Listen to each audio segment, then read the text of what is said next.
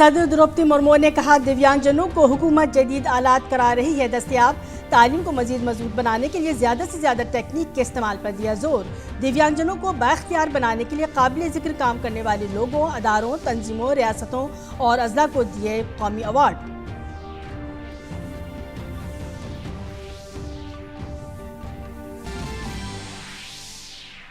वज़ीर-ए-आज़म नरेंद्र मोदी ने दिव्यांगों के हौसले और हुसूलियाबियों की सताइश की। ट्वीट पैगाम के जरिए कहा, हुकूमत ने दिव्यांगों की खातिर मौके पैदा करने के लिए उठाए कदम। दिव्यांगों के तहम्मुल और कामयाबियों की भी की सताइश।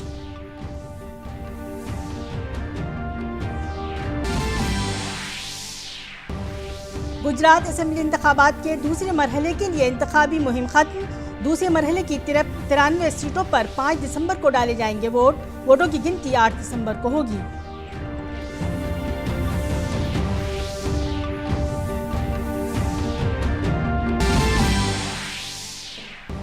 दिल्ली म्यूनिसिपल कॉरपोरेशन इंतखाबात के लिए रियासती इंतखाबी कमीशन ने की तमाम तैयारियां मुकम्मल। कुल 250 सीटों के लिए कल डाले जाएंगे वोट। पुलिस ने किए पोलिंग के दौरान सिक्योरिटी के पुख्ता इंतजामात। मेट्रो के वक्त में भी की गई तब्दीली।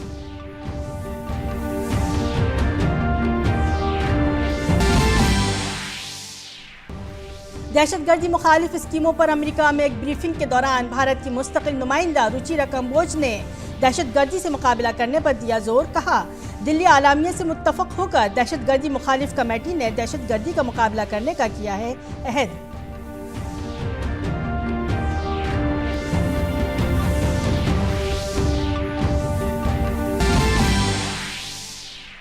और कतर में जारी फीफा फुटबॉल आलमी कप में आज से आखिरी 16 के मुकाबले होंगे शुरू। नीदरलैंड और यूएसए के दरमियान होगा पहला मुकाबला। दूसरी जानिब ग्रुप सी टॉपर अर्जेंटीना और ऑस्ट्रेलिया होंगे मध्य मुकाबिल।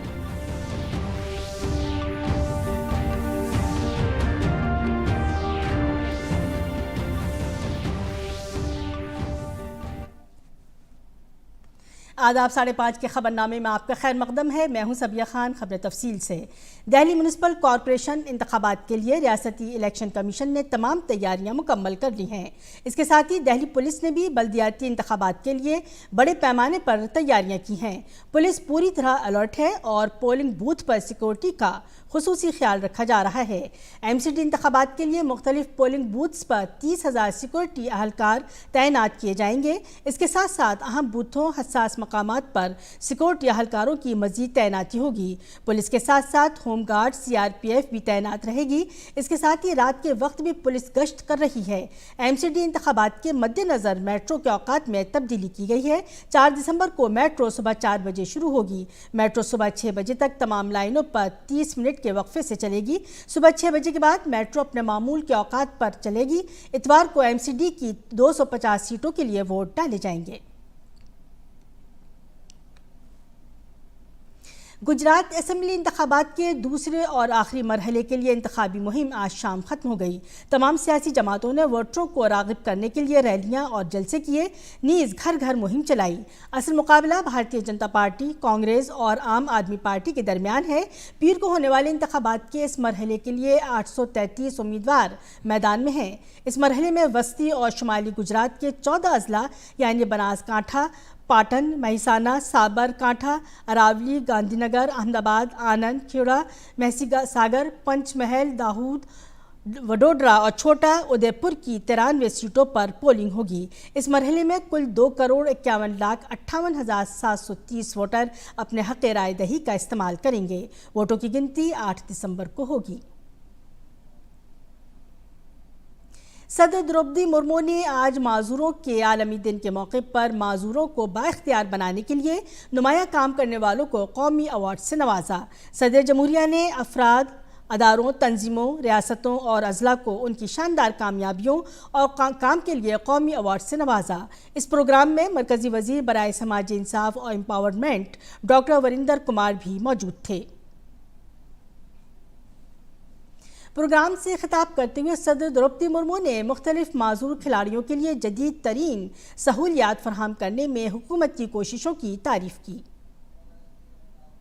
सरकार द्वारा ग्वालियर में एक दिव्यांग खेल केंद्रों की स्थापना की जा रही है। उस केंद्रों में दिव्यांग खिलाड़ियों के लिए शिक्षा से के साथ साथ उनके प्रशिक्षण के लिए अत्याधुनिक सुविधाएं होंगी ताकि वे राष्ट्रीय और अंतर्राष्ट्रीय मंचों पर प्रतिस्पर्धा कर सके। भारतीय संस्कृति और परंपरा में डिसेबिलिटी को ज्ञान अर्जन और उत्कृष्टता प्राप्त करने में कभी भी बाधा नहीं माना गया है। सदर द्रौपदी मुर्मू ने मुल्क में cross disability early intervention centre खोलने पर हुकूमत की सताइश करते हुए रियासती हुकूमतों से भी ऐसे मराकज़ कायम करने का मुतालबा किया। केंद्र सरकार ने देश के विभिन्न हिस्सों में अत्याधुनिक सुविधाओं से lace 14 cross disability intervention centres स्थापित किए हैं। मुझे आशा है कि राज्य सरकारें भी इस पहल से प्रेरणा करें और बचपन में ही दिव्यांगता की पहचान करने तथा उसे पूरी करने के लिए अपने अपने राज्यों में इसी तरह की सुविधाएं उपलब्ध कराएंगे। वज़ीर आज़म नरेंद्र मोदी ने माजूर अफराद के आलमी दिन पर माजूरों की हिम्मत और कामयाबियों की तारीफ की है। आज कई ट्वीट पैगामात में वज़ीर आज़म ने कहा है, हुकूमत ने माजूर अफराद को आगे बढ़ने के काबिल बनाने के लिए कई इक़दाम किए हैं। इन इक़दाम से माजूरों को नए मौक़े मिल रहे हैं।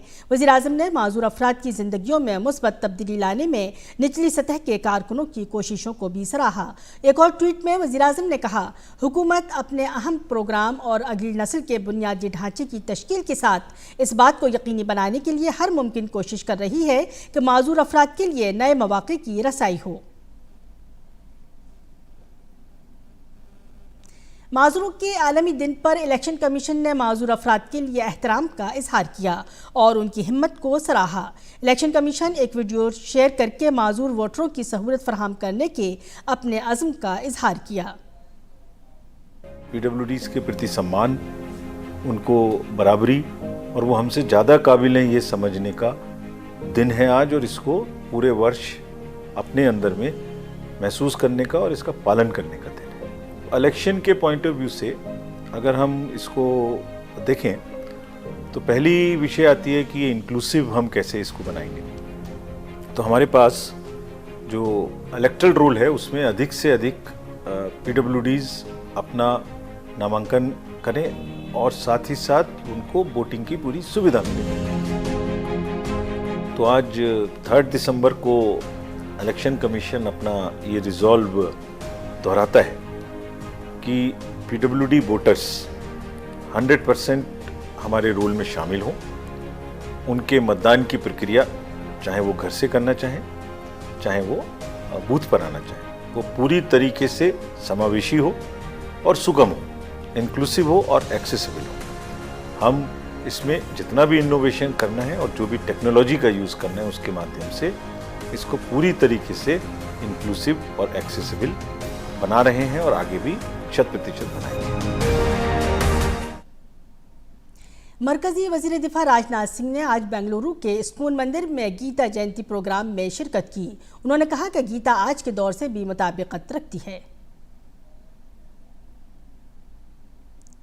अनादिकाल से चले आ रहे मानवीय भावों को उदात्त करने का, यानी उसको प्रकट करने का एक माध्यम है। गीता शाश्वत है, गीता नित्य है, गीता निरंतर है, गीता सत्य है। इसलिए गीता का कोई एक दिवस न होकर हर एक दिवस होना चाहिए, मेरा यह मानना है। जो इसे ज्ञान की दृष्टि से देखता है उसे इसमें ज्ञान योग दिखाई देता है, जो इसे कर्म की दृष्टि से देखता है उसे इसमें कर्म योग दिखाई देता है, और जिसे भक्ति की दृष्टि से देखता है उन्हें इसमें भक्ति योग दिखाई देता है।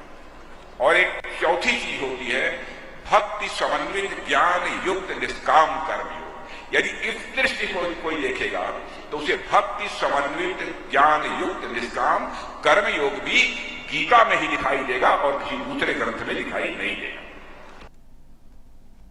इलेक्ट्रॉनिक्स और इंफॉर्मेशन टेक्नोलॉजी के मरकजी वजीर अश्विनी वैष्णव ने दिल्ली में एक गोल मेज कॉन्फ्रेंस में टेलीकॉम सेक्टर मैन्युफैक्चरिंग कंपनियों के 42 CEO के साथ मीटिंग की सदारत की। मीटिंग के बाद मरकजी वजीर अश्विनी वैष्णव ने कहा कि हमने टेलीकॉम सेक्टर में मुख्तलिफ मैन्युफैक्चरिंग कंपनियों के 42 CEOs के साथ मीटिंग की और भारत को टेलीकॉम टेक्नोलॉजी में लीडर बनाने के PM मोदी के विजन के मुताबिक बातचीत की।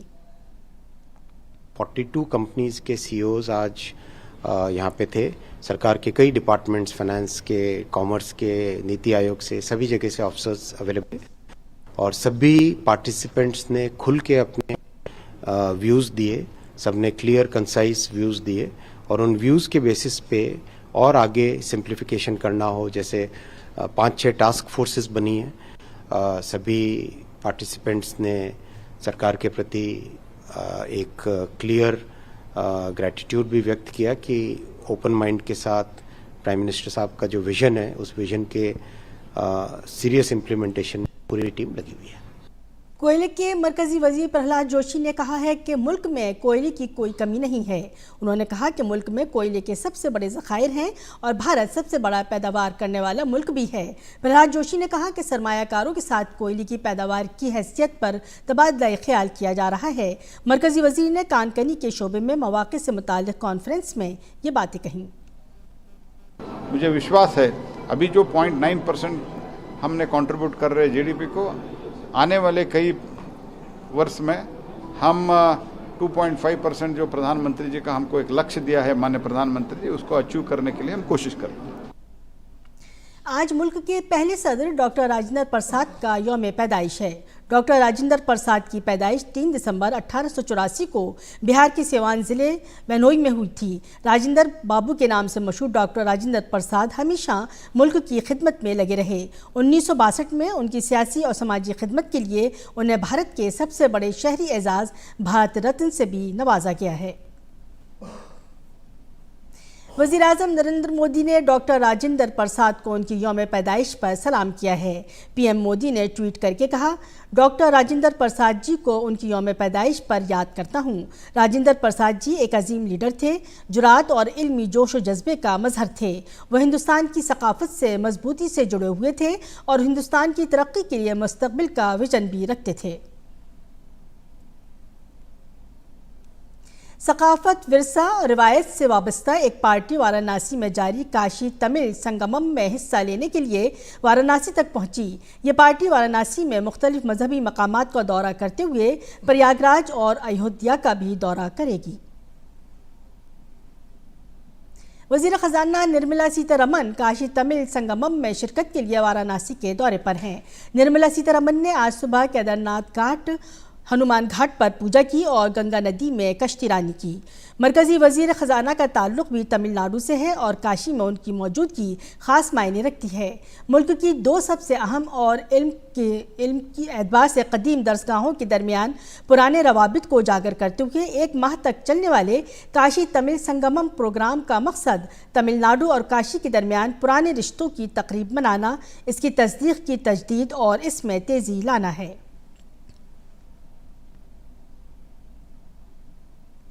बहरिया के सरबराह एडमिरल आर हरी कुमार और वाइस चीफ एडमिरल SN घोड़मड्डे ने बैडमिंटन खिलाड़ी PV सिंधु के साथ बहरिया के मैराथन्स का इस्तकबाल किया, जिन्होंने बहरिया के दिन के मौके पर 1500 किलोमीटर की दौड़ मुकम्मल की।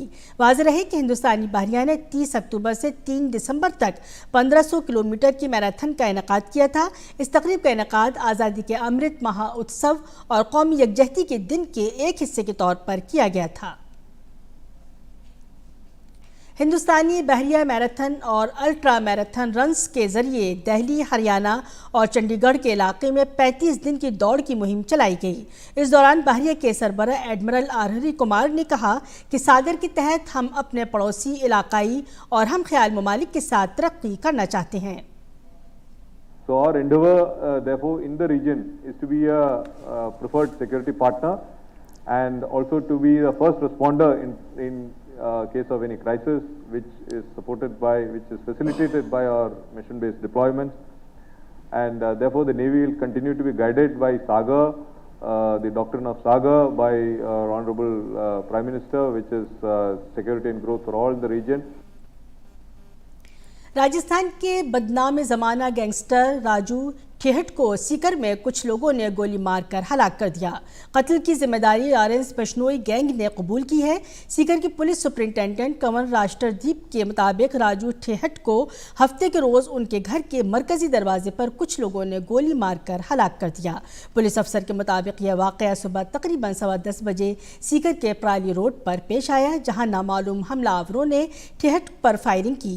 सीकर के पुलिस सुपरिंटेंडेंट ने बताया कि CCTV में 4 अफराद देखे जा रहे हैं और इस फायरिंग के दौरान एक और शख्स को भी गोली लगी है। दरहकीकत ठेहट के खिलाफ कई फौजदारी मुकदमा दर्ज हैं और वो फिलहाल जमानत पर जेल से बाहर था। गैंगवार के दौरान फायरिंग से जख्मी होने वाला एक और शख्स ताराचंद जाट इलाज के दौरान दम तोड़ गया। पुलिस के मुताबिक ताराचंद अपनी बेटी से मिलने आया था, जो जाए वक़्वा के करीब हॉस्टल में रह रही है। फायरिंग की घटना हुई है, जैसा कि आप यहाँ पर हैं देख ही रहे हैं। राजू ठेठ नाम का व्यक्ति है। पहले ही क्राइम में काफ़ी लंबे समय से उसका नाम सभी लोग सुनते रहे हैं। फायरिंग में राजू ठेठ को गोली लगी है और अभी मेरे पास जो सूचना है उसकी डेथ हो चुकी है। अभी तक 4 लोगों के उस घटना में शामिल होने की हमारे पास में जानकारी है। जो फुटेज हमारे पास में आसपास के कैमरों से हमने ली है, उससे ये पता चलता है कि 4 लड़के हैं, जिनमें से शायद किसी को वो जानता भी, क्योंकि एक लड़का उससे कुछ देर बात करता हुआ दिखता है। बाकी जो डिटेल है वो हम डेवलप करने के बाद आपको बता पाएंगे। भारत और इंडोनेशिया दहशतगर्दी, इंतहापसंदी और तासुब की जड़ों को जड़ से उखाड़ फेंकने के लिए तैयार हैं। इस मसले से निपटने के लिए जो एक आलमी मसला बन गया है, दोनों ममालिक ने उलमाए किराम के साथ एक बड़ा कदम उठाया है, जिसके तहत नौजवानों के दरमियान इस्लाम की सही तर्जुमानी पेश की जाएगी। गांधी की सरजमीन से एक बार फिर दुनिया में अमन व आश्ती का पैगाम देने के लिए आवाज़ बुलंद हुई और इस आवाज़ के सुर में सुर मिलाया एक और अमन पसंद मुल्क इंडोनेशिया ने।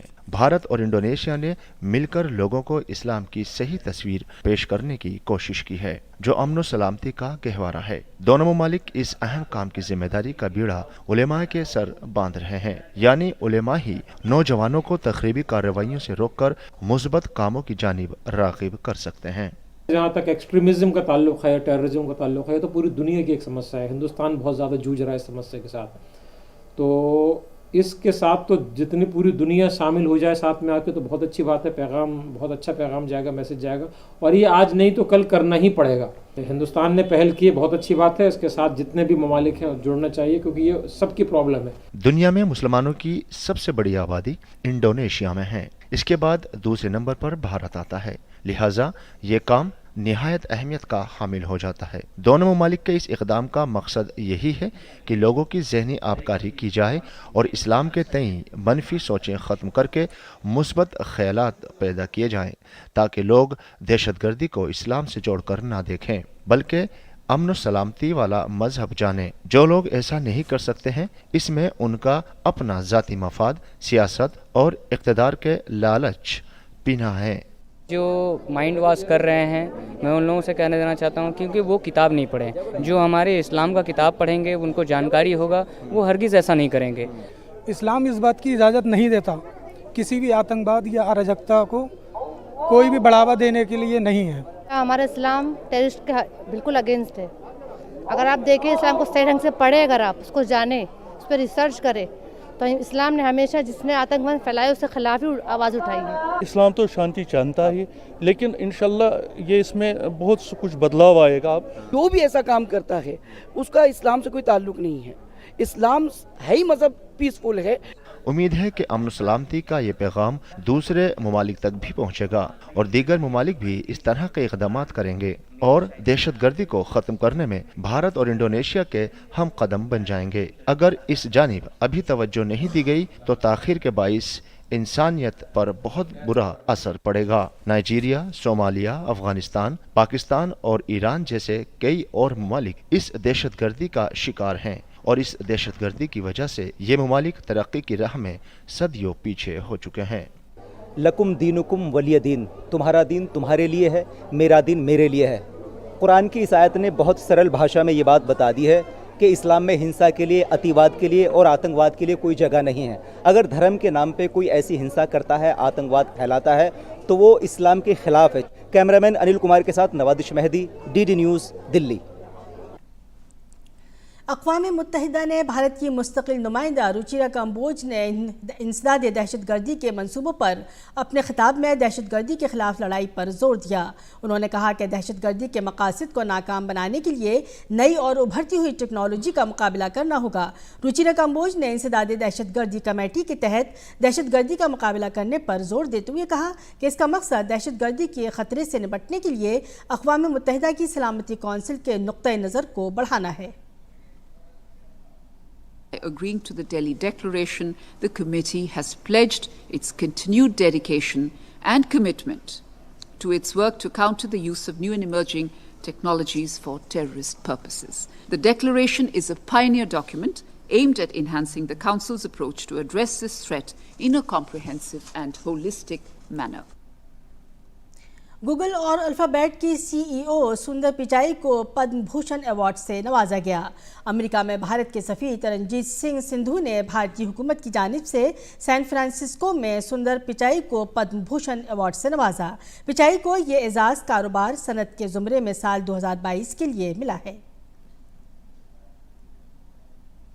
इस मौके पर अमेरिका में भारतीय सफ़ीर तरनजीत सिंधु ने कहा, गूगल और अल्फ़ाबेट के CEO सुंदर पिचाई को पद्म भूषण सौंपकर खुशी हो रही है। मदुराई से माउंटेन व्यू तक उनका मुतासिरकुन सफ़र हिंद अमेरिका इक़्तिसादी और टेक्निकी ताल्लुकात को मजबूत करता है।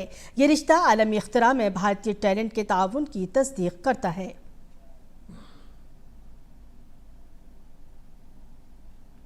यूक्रेन के सदर व्लादिमीर ज़ेलेंस्की ने ग्रेन फ्रॉम यूक्रेन प्रोग्राम के तहत अनाज बरामद करने का इम्कान जाहिर किया। ज़ेलेंस्की ने कहा कि अगले साल मौसम बहार से पहले 60 जहाज़ों के ज़रिए अनाज बरामद किया जा सकता है। उन्होंने कहा कि एक जहाज़ पहले ही गंदुम लेकर इथियोपिया के लिए रवाना हो चुका है और उसके बाद दूसरा जहाज़ जाने के लिए तैयार है।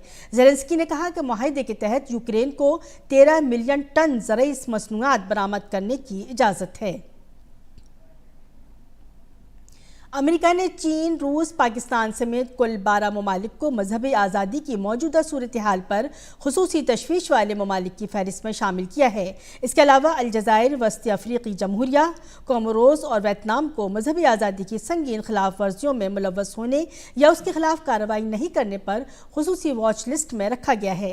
अमेरिकी वज़ीर ख़ारजा ने कहा कि हमारा ऐलान कौमी सलामती के तहफ़्फ़ुज़ और दुनिया भर में इंसानी हुकूक़ को आगे बढ़ाने के लिए हमारी अक़दार और मफादात को मद्देनज़र रखते हुए किया गया है। ईरान और बैनुल-अक़वामी एटमी तवानाई एजेंसी के दरमियान तनाव बढ़ रहा है। ईरान ने जौहरी प्रोग्राम के हवाले से मालूमात फराहम करने की अपनी जिम्मेदारी का इजहार किया है।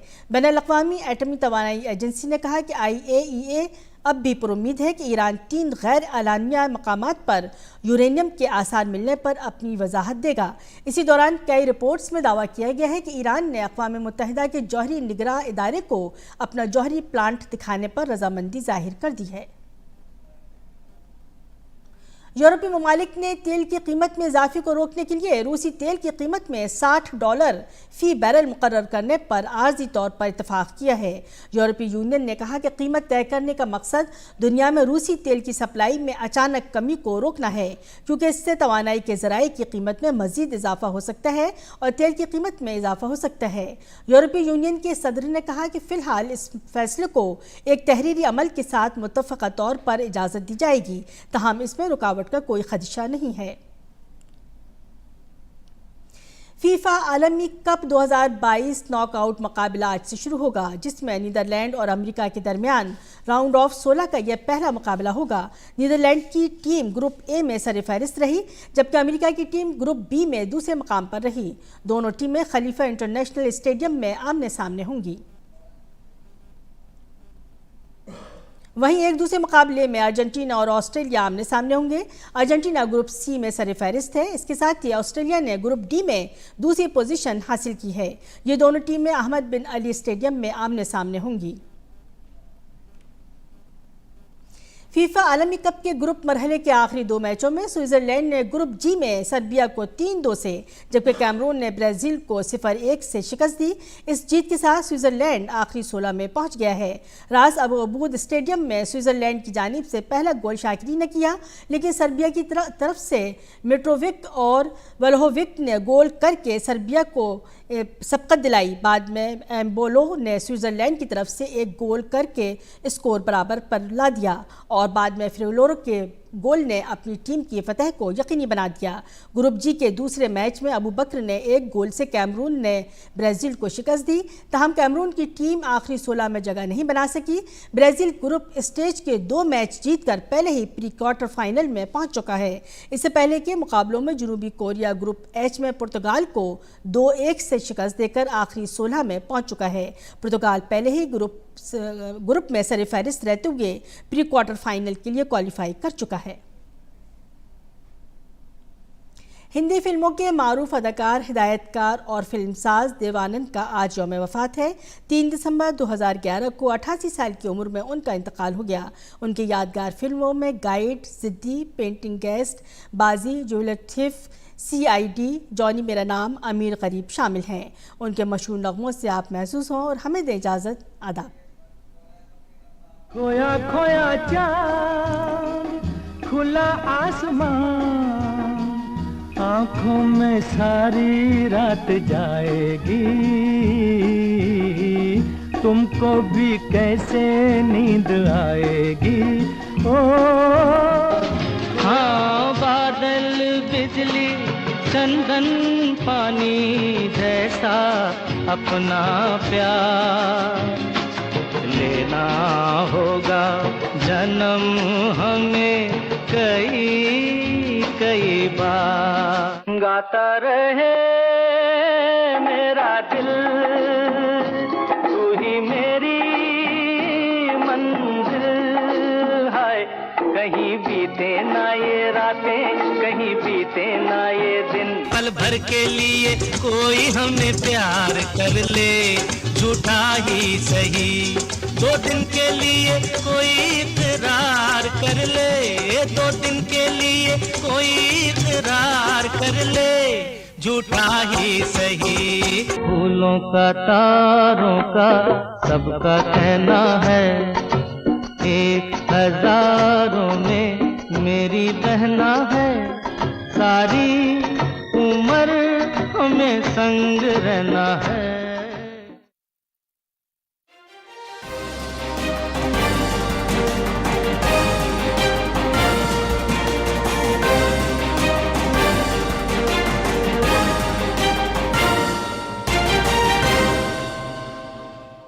देखिए